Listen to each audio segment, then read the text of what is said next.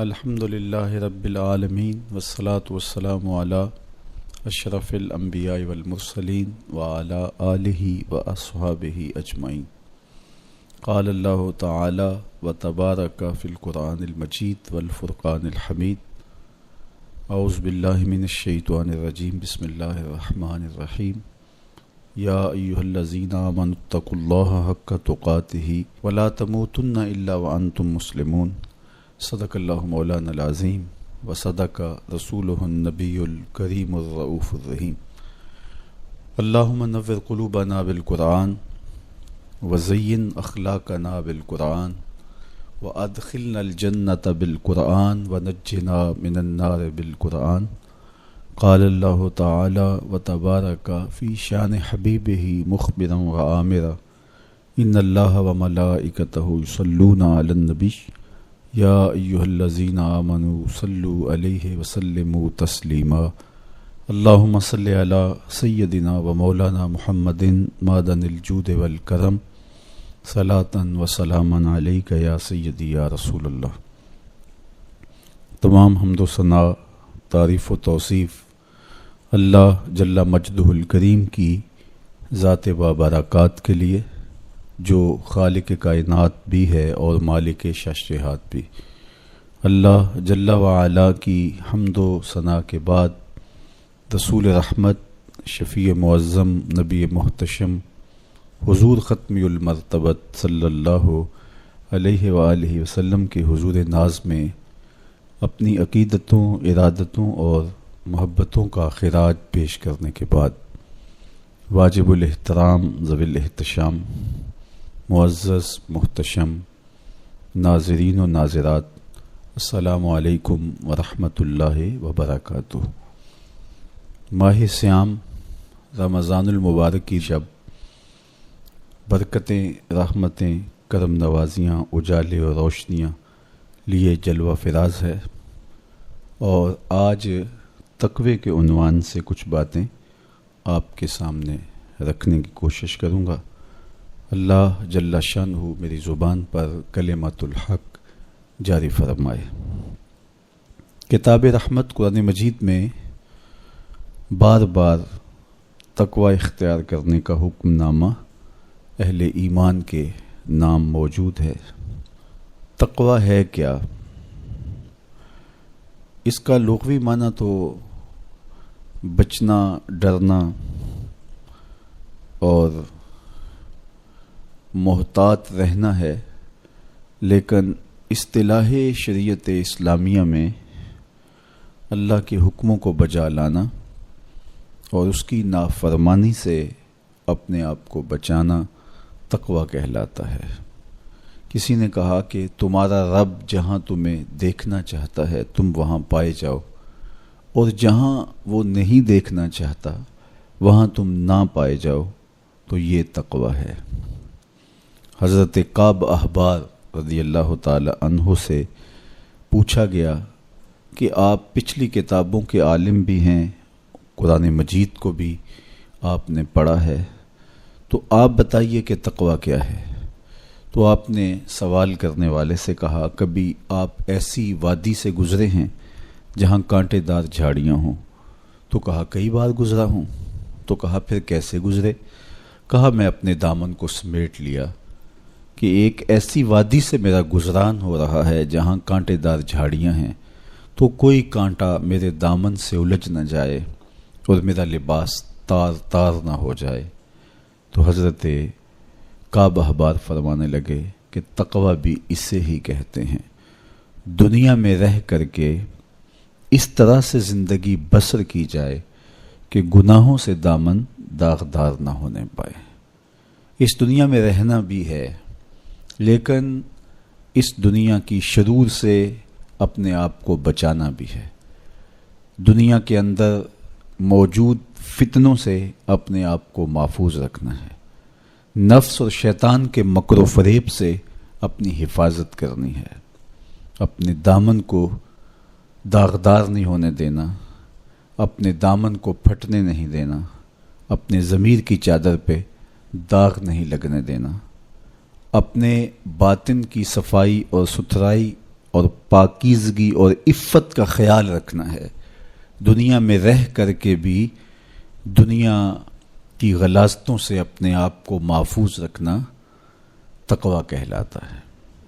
کہا اس دنیا میں اس طرح رہو جس طرح کشتی پانی میں رہتی ہے.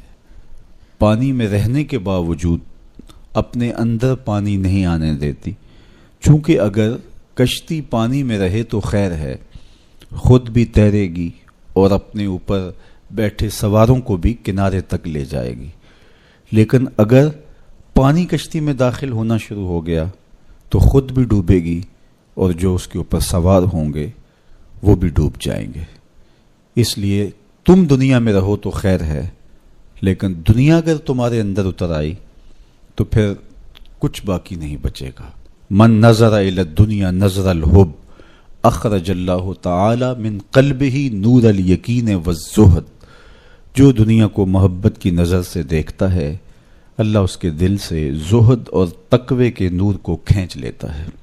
اس لیے اس دنیا میں رہ کر کے بھی اس دنیا سے اپنے آپ کو محفوظ رکھنا ہے. اپنی ضرورت کا ضرور رزق جمع کریں، ضرورت سے زائد کمائیں تو ساتھ یہ نیت جڑی ہو کہ معاشرے کے وہ لوگ جو کمانے کی اہلیت نہیں رکھتے میں ان کی ضرورت کو پورا کروں گا. تو یہ دنیا نہیں، یہ دین ہوتا ہے. لیکن جب خواہشات انسان کو یوں گھیر لیتی ہیں اور وہ اپنے خالق سے غافل ہو کے اس دنیا کو مقصود بنا لیتا ہے تو پھر وہ اپنے اندر اور اپنے باطن کو خراب کر بیٹھتا ہے. تو کعب احبار فرمانے لگے کہ تقویٰ یہ ہے کہ تم اپنے آپ کو جس طرح کانٹے دار جھاڑیوں کے اندر سے گزارتے ہوئے دامن بچاتے ہو اور کوئی کانٹا تمہارے دامن سے الجھ کر تمہارے دامن کو تار تار نہ کر دے، تمہارا دامن پھٹ نہ جائے، تو احتیاط سے گزرتے ہو، تو دنیا میں بھی یوں محتاط رہو اور اپنے آپ کو گناہوں سے آلودہ نہ ہونے دو. حضرت سیدنا علی المرتضیٰ رضی اللہ تعالی عنہ سے تقویٰ کے حوالے سے دریافت کیا گیا تو آپ نے بڑی جامع تعریف ارشاد کی. فرمایا کہ تقویٰ کیا ہے؟ فرمایا کہ تقویٰ یہ ہے کہ تم اللہ سے ڈرتے رہو، خوف خدا تمہارے سینے میں موجود رہے، قرآن مجید پر تمہارا عمل رہے، اور تم جو میسر آئے اللہ کی طرف سے اس پر تم قانع ہو، کم پر بھی قناعت تمہارا مزاج ہو. اور چوتھی چیز ارشاد فرمائی کہ تم آخرت کی تیاری میں اپنے آپ کو مصروف رکھو. یہ چار وصف اگر تمہارے اندر موجود ہیں تو تم متقی کہلاؤ گے. سب سے پہلا وصف کیا ہے کہ اپنے آپ کو اللہ جل شانہ کے خوف میں مبتلا رکھو، اللہ کا ڈر تمہارے سینے میں موجود رہے. اللہ کا ڈر کس معنی اور کس مفہوم میں ہونا چاہیے؟ عمومی طور پہ بندہ جس شے سے ڈرتا ہے اس سے وحشت بھی کرتا ہے، اس سے نفرت بھی کرتا ہے.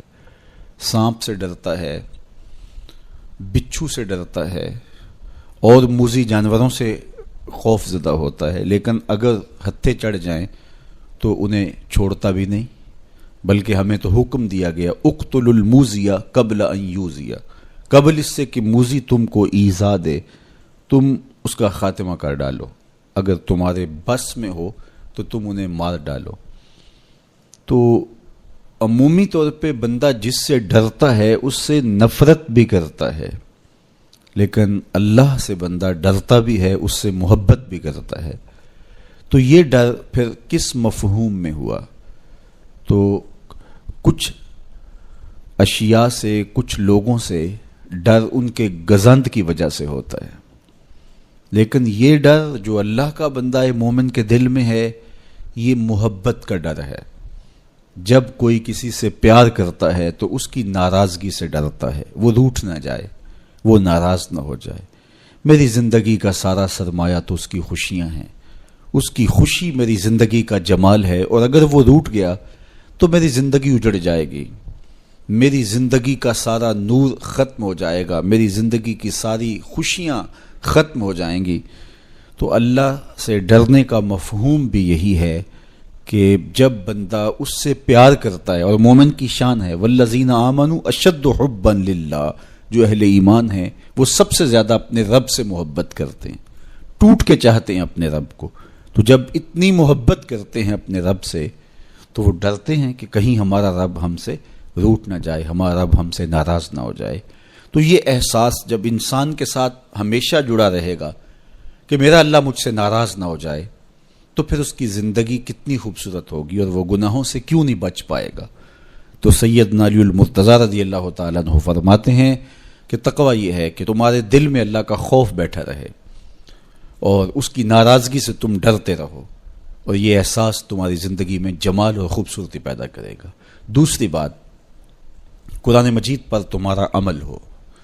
جب کتاب اللہ تمہاری رہنما بن جائے اور تم اپنی زندگی کے سارے عمل کتاب اللہ کی بتائی ہوئی تعلیمات کے مطابق کرو گے تو پھر اس کا عملی نتیجہ تو خوبصورت ہوگا۔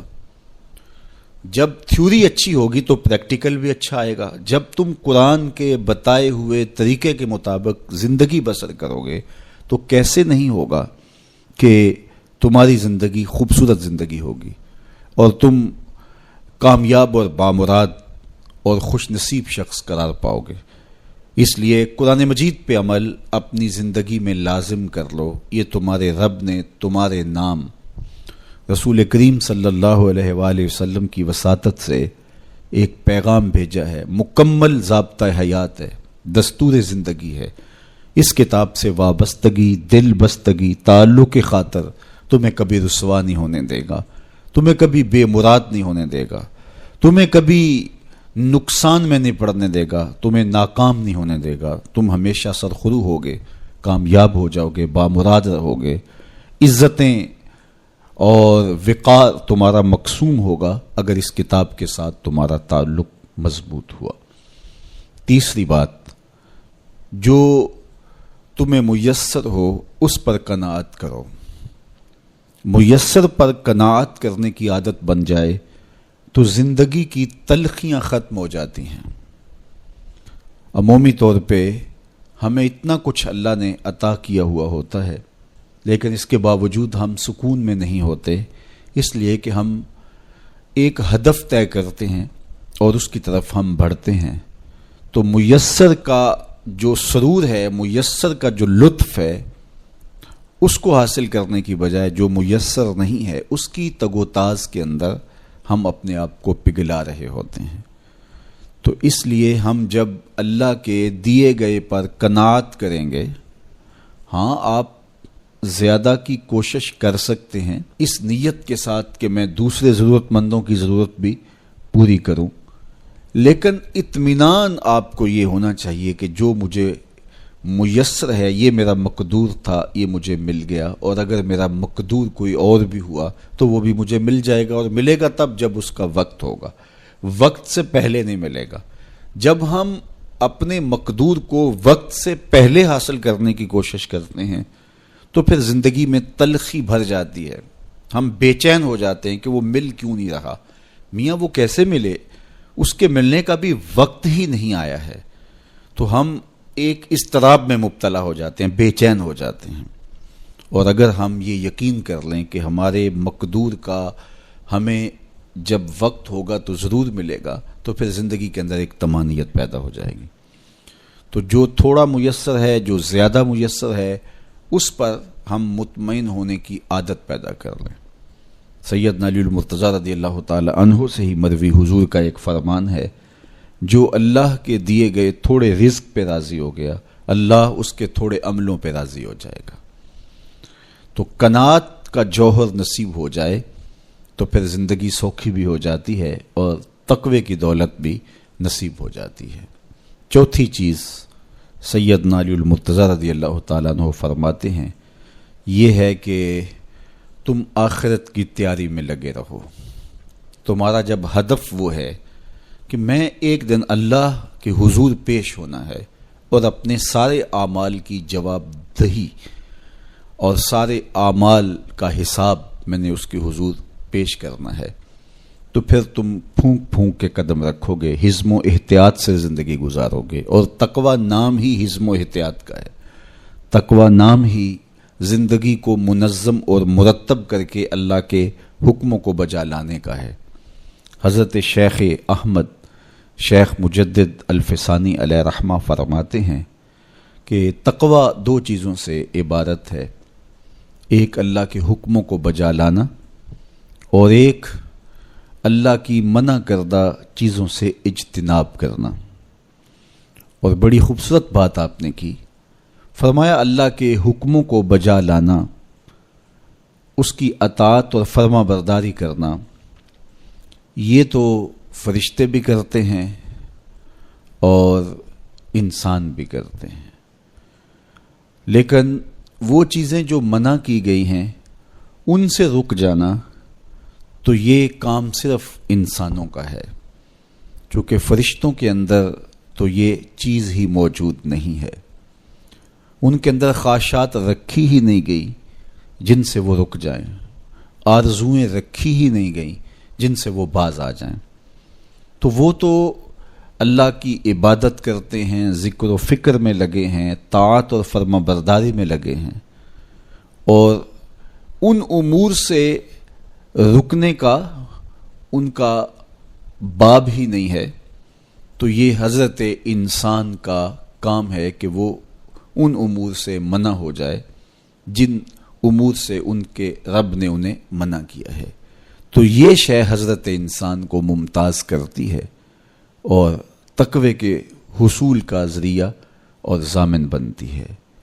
اللہ جل شانہ کے منع کردہ کاموں سے رک جائے اور اس کے حکموں کو بجا لانے کی کوشش میں لگا رہے، یہ تقوی کہلاتا ہے. بعض نے یہ کہا کہ انسان کے جو ظاہری اعمال ہیں اور انسان کے جو باطنی اعمال ہیں، ان دو اعمال کو دو حصوں میں تقسیم کیا. تو کہا کہ جو باطن کے اعمال ہیں وہ تقوی کہلاتے ہیں.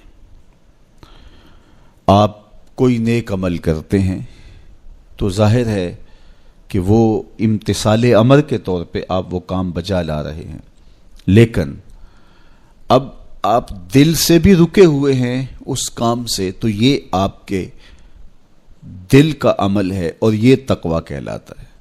قرآن مجید میں اللہ تعالیٰ نے ایک مقام پہ ارشاد فرمایا، جو اللہ کی نشانیوں شعائر اللہ کی تعظیم کرتے ہیں تو یہ دل کا تقوی ہے. تو تقوی کا تعلق پھر جڑ جاتا ہے دل سے. میرے اور آپ کے آقا و مولا حضور نبی رحمت صلی اللہ علیہ وآلہ وسلم نے ارشاد فرمایا، التقوی ہا ہونا، التقوی ہا ہونا. حضور نے اپنے سینے کی طرف اشارہ کر کے کہا تقوی یہاں ہے، تقوی یہاں ہے. تو تقوی کا مرکز انسان کا دل ہے.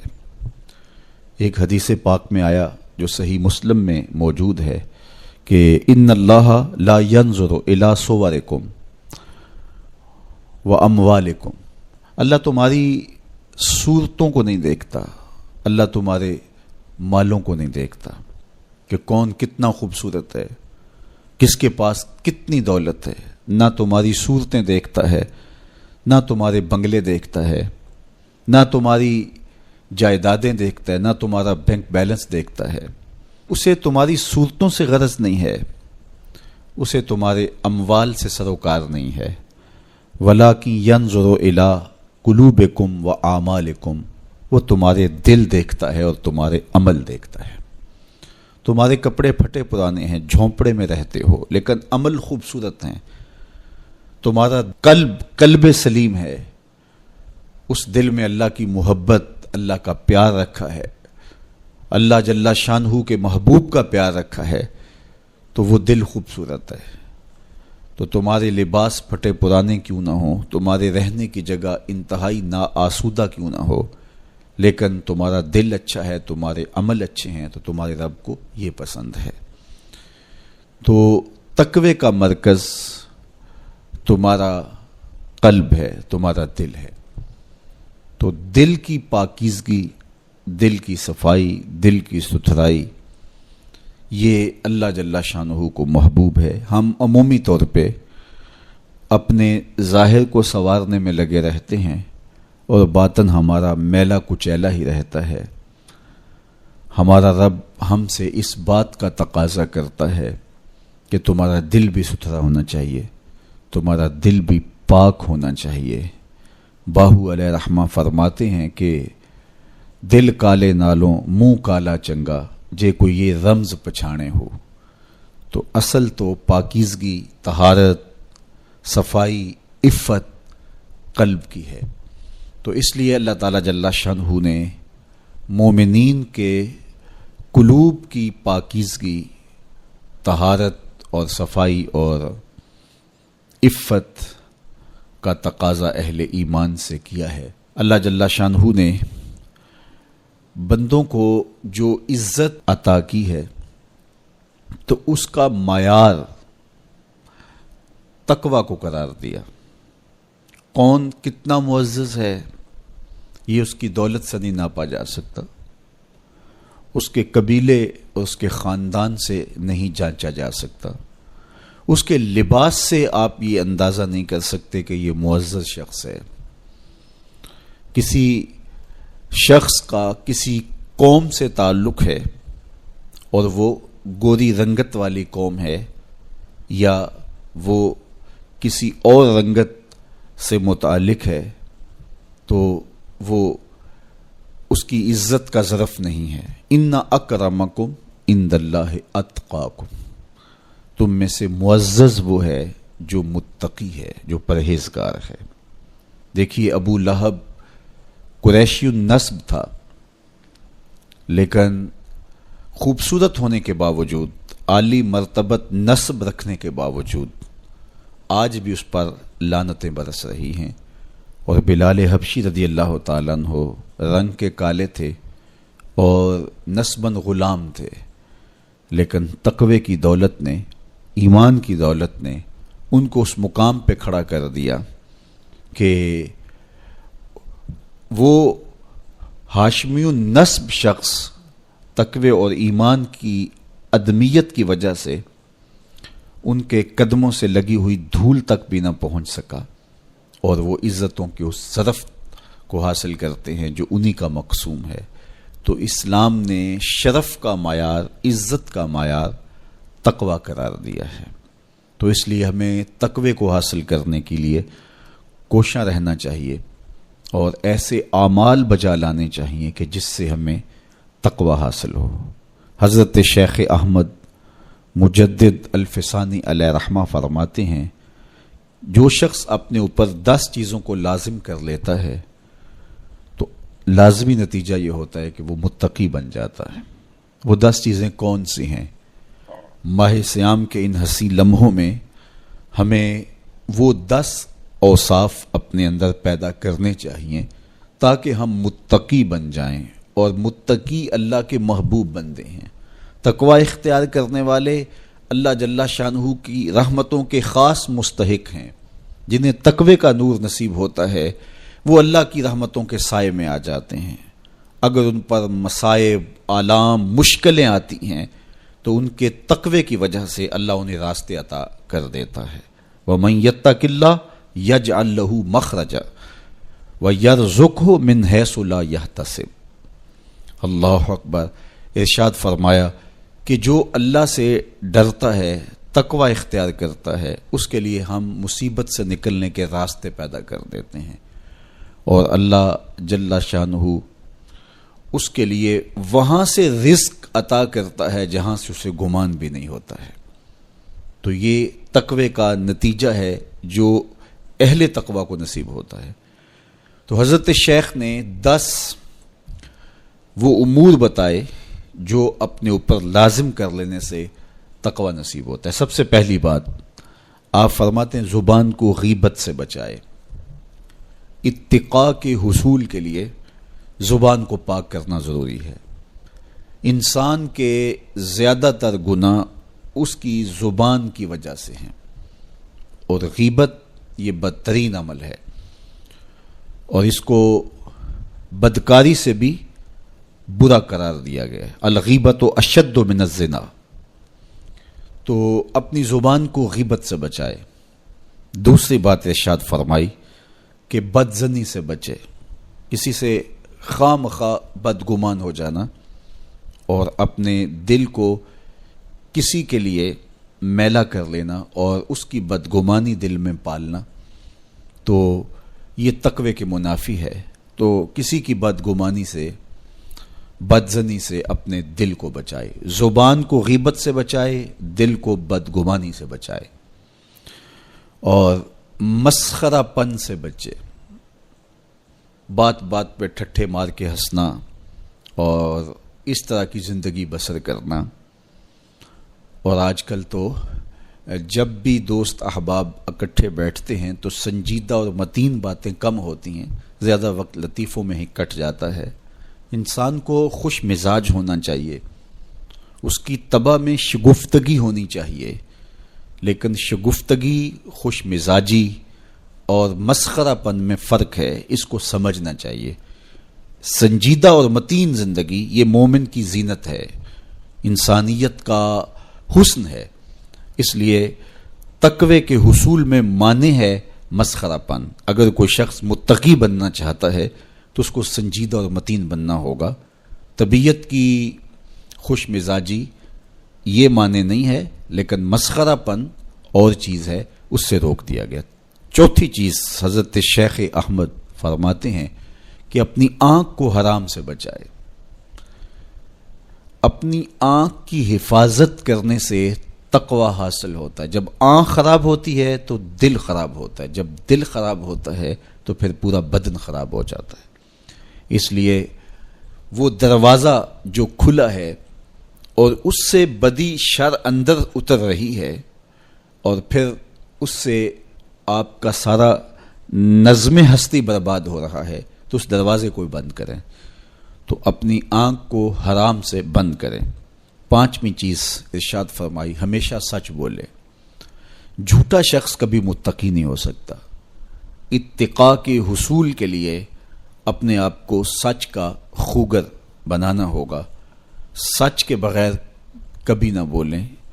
جھوٹ بولنے والے کی زبان سے شر پھیلتا ہے، اور جب کوئی شخص جھوٹ بولتا ہے تو حدیث پاک میں آتا ہے اس سے بدبو نکلتی ہے، جس کو عام لوگ تو نہیں سونگھ پاتے، لیکن اللہ کے فرشتے 1 میل دور پیچھے ہٹ جاتے ہیں۔ تو مومن سچا ہوتا ہے، مومن جھوٹا نہیں ہوتا، اور تقوی کے اصول کے لیے سچ شرط ہے۔ چھٹی چیز ارشاد فرمائی، ہر حال میں اللہ کا احسان مانے۔ جب کوئی بھی انسان پر بہتری آئے تو اس وقت یہ کہے کہ یہ میرے رب کا احسان ہے کہ مجھے یہ حاصل ہوا ہے۔ بہت سارے لوگ اپنی محنت کا نتیجہ قرار دیتے ہیں کہ یہ میں نے کیا تو اس کے نتیجے میں یہ ملا۔ بسا اوقات آپ کتنا سیدھا کام کر رہے ہوتے ہیں، کتنی محنت کر رہے ہوتے ہیں، لیکن نتیجہ اس کے برعکس آ رہا ہوتا ہے۔ سیدنا علی المرتضی رضی اللہ تعالیٰ عنہ فرماتے ہیں، میں نے اللہ کو اپنے ارادوں کی شکست سے پہچانا، تو یہ اس کی کرم نوازی ہے کہ اس نے ایسا کر دیا۔ صحت میرا کمال نہیں، یہ اللہ کی عطا ہے۔ علم میرا کمال نہیں، یہ اللہ کی عطا ہے۔ لہجوں کی خوبصورتی یہ اس کی عطا سے ممکن ہے۔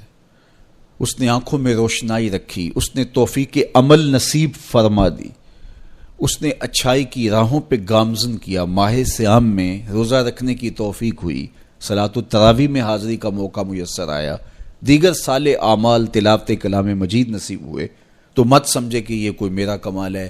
اللہ کا احسان مانے گا تو غرور پیدا نہیں ہوگا، تکبر پیدا نہیں ہوگا۔ تو ہر حال میں اللہ کا احسان مانے، جو بھی خیر اس کو ملے وہ کہے یہ میرے رب کی طرف سے ہے، اور اگر اس کا کرم نہ ہوتا تو یہ عمل مجھے نصیب نہ ہوتا۔ اور کتنے عمل ہیں کہ نصیب ہونے کے بعد عجب سے، تکبر سے، ریاکاری سے برباد ہو جاتے ہیں۔ کیتی کتری پئی کھو محمد تے سکہ بنیا زردہ، کتنے عمل ہیں کہ برباد ہو جاتے ہیں، تکبر آ گیا، عجب آ گیا، ریاکاری آ گئی، تو یہ اس کی طرف سے ہی ہے۔ تو جب یہ کہے گا تو عجب، تکبر، غرور کچھ پیدا نہیں ہوگا، تو پھر عمل قبول ہوگا اور انسان تقوی کی منزل تک پہنچے گا۔ ساتویں چیز، اپنا مال راہ حق میں خرچ کرے۔ ناحق راستے پر ایک درہم بھی خرچ نہ کرے۔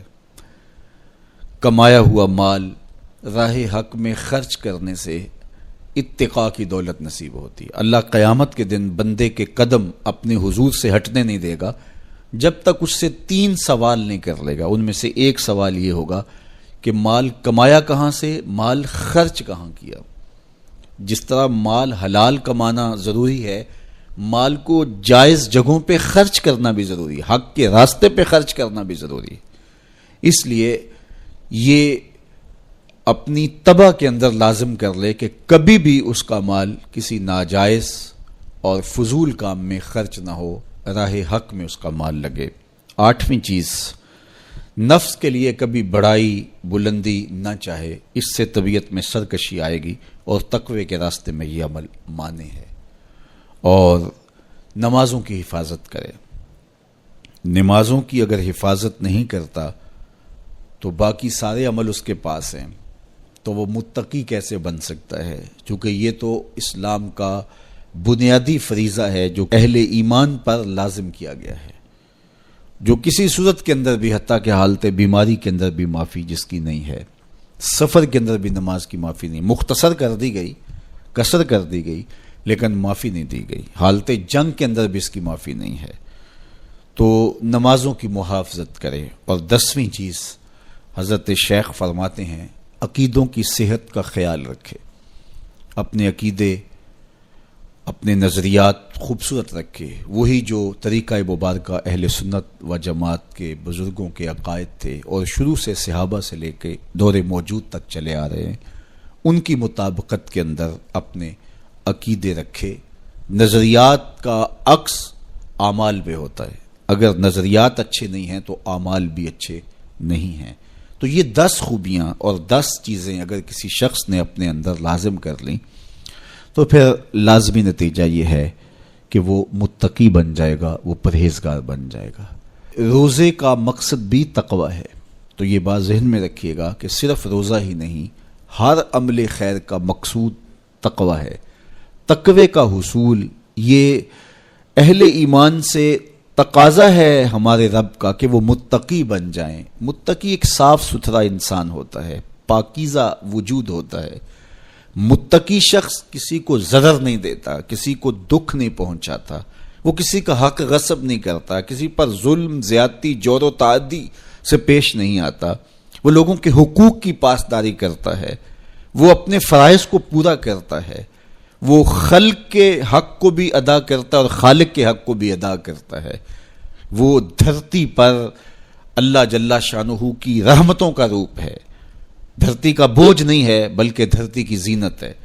تو ایسے پاکیزہ وجود یہ مقصود ہیں شریعت کے، اس لیے ہمیں تقوی ہر صورت میں حاصل کرنا چاہیے۔ قرآن مجید میں تقریباً 258 مرتبہ تقوی کو اختیار کرنے کا مختلف صیغوں کے ساتھ حکم دیا گیا ہے۔ تو اب آپ اندازہ کیجئے یہ کتنی اہم شے ہے جس کا تقاضا اہل ایمان سے کیا گیا ہے۔ تو اللہ جل شانہ کی بارگاہ میں میری دعا ہے جملہ ناظرین کے لیے، ناظرات کے لیے، آپ سب لوگوں کے لیے، اپنے لیے، اپنے ساتھ جڑے ہوئے تمام لوگوں کے لیے کہ اللہ سب کو اتقاء کی دولت نصیب کر دے۔ یہ زندگی بے مقصد نہ گزر جائے۔ ہم جس مقصد کے لیے آئے ہیں ایسا نہ ہو کہ ساری زندگی گزار کے چلے جائیں اور خالی دامن لے کے اللہ کے حضور پیش ہوں۔ نہیں، اس دامن کو تقوی کے نور سے بھر کر اس کے حضور پیش ہوں، لیکن اس کے فضل پہ آس ہو، مغرور نہ ہونا، جو میسر آ جائے اس کو اللہ کا احسان سمجھنا، اور اس کے حضور کہا مالک مجھ سے تو یہی ہو سکا ہے، اور یہ بھی میری کوتاہیاں اور میری کمزوریوں کے ساتھ ہے سب کچھ، تو اپنے کرم سے میرے پہ رحم فرما۔ تو اللہ تعالیٰ کو ایسا بندہ بڑا پسند ہے جو اس کو راضی کرنے کی کوشش میں لگا رہتا ہے ساری زندگی۔ آپ کے پاس ایک ملازم ہے اور وہ کمزور ہے، لیکن سارا دن کوشش میں لگا رہتا ہے، کبھی وہ دیواریں صاف کر رہا ہے، کبھی وہ آپ کے دروازے پر کپڑا لگا کے اس کو صاف ستھرا کر رہا ہے، کبھی پانی آپ کو پیش کر رہا ہے، کبھی آپ کی گاڑی کو کپڑا لگا کے صاف کر رہا ہے، کبھی اور آپ کے کام میں لگا ہے۔ اور وہ کمزور ہے، کبھی بیچارہ تھک کے دھوپ میں بیٹھ بھی جاتا ہے، کبھی اس سے ہوتا ہے کبھی اس سے نہیں ہوتا، لیکن وہ نیت سے برا نہیں ہے، ہر وقت اس کی کوشش ہے کہ صاحب مجھ سے راضی ہو جائیں، تو آپ اس کی بہت ساری کوتاہیاں معاف کر دیتے ہیں۔ وہ کہتے ہیں یار کمزور ضرور ہے لیکن نیت کا ماڑا نہیں ہے۔ تو یار اگر ہم نیت کے ماڑے نہ ہوں، ساری زندگی اللہ کو راضی کرنے کے لیے گزار دیں، تو وہ بھی تو دیکھ رہا ہے یہ میرا بندہ ہے۔ میرے شیخ کامل کا ایک شعر مجھے ابھی یاد آیا کہ دلوں میں بری نہیں نہ نیتوں بری میں، دلوں میں بری نہیں نہ نیتوں بری میں، گناہ میں تو ہو جاندے لاچاریاں نو۔ اگر پھر بھی کوئی گناہ ہو جائے تو اللہ کریم ہے، رؤوف ہے، معاف کرنے والا ہے۔ تو تقوی کا یہ بھی نتیجہ ہے، اس کا ثمرہ ہے کہ آپ سے گناہ سرزد ہو جائے تو آپ کو فوراً توفیق توبہ مل جاتی ہے۔ اگر یہ صالح اعمال آپ بجا لاتے ہوں تو زندگی کے اندر گناہوں کا سرزد ہونا ممکن ہے، لیکن متقی شخص سے گناہ سرزد ہو جائے تو وہ فوراً رجوع اللہ کرتا ہے، فوراً اس کو توفیق توبہ نصیب ہو جاتی ہے، اس کو کھٹکنے لگتا ہے کہ مجھ سے کچھ ہو گیا ہے، تو وہ بے چین ہو جاتا ہے۔ تو آئیے میں اور آپ اپنی زندگیوں میں تقوی کے نور کو بھر لیں۔ جہاں نور ہوگا وہاں اندھیرا نہیں ہوگا، اور اگر یہ نور باطن میں نہیں اترے گا تو وہاں اندھیرے ہوں گے، ظلمتیں ہوں گی۔ تو اندھیروں سے اور ظلمتوں سے اٹا ہوا دل لے کے ہم اللہ کے حضور پیش نہ ہوں، بلکہ نور سے بھرا ہوا دل اس کی دہلیز پہ رکھیں اور اس کی رحمتوں کی خیرات مانگیں۔ ماہ سیام کی مبارک گھڑیوں کی برکت سے اللہ مجھے آپ کو تقوی کی دولت نصیب فرمائے۔ جو کہا گیا اس کو روحوں میں اتار دے، باطن کی پاکیزگی ستھرائی نصیب کرے۔ وآخر دعوانا ان الحمدللہ رب العالمین۔